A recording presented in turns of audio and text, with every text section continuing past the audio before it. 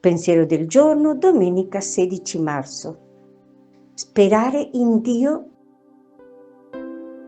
fiducia. Beato l'uomo che confida in Dio. Dobbiamo crescere nella fiducia.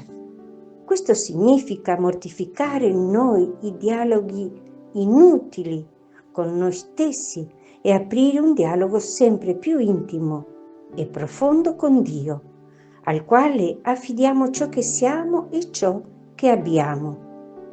Abbiamo bisogno di accrescere in noi, giorno dopo giorno, la fiducia. Del resto c'è qualcosa di più intelligente che fidarsi di Dio?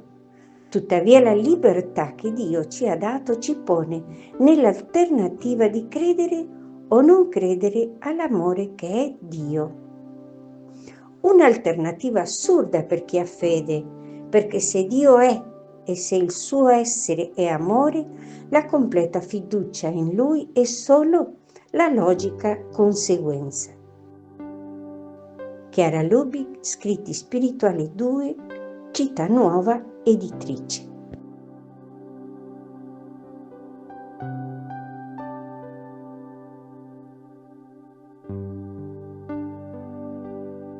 Parola di vita, marzo 2025. Perché guardi la pagliuzza che è nell'occhio del tuo fratello e non ti accorgi della trave che è nel tuo occhio. Luca 6,41.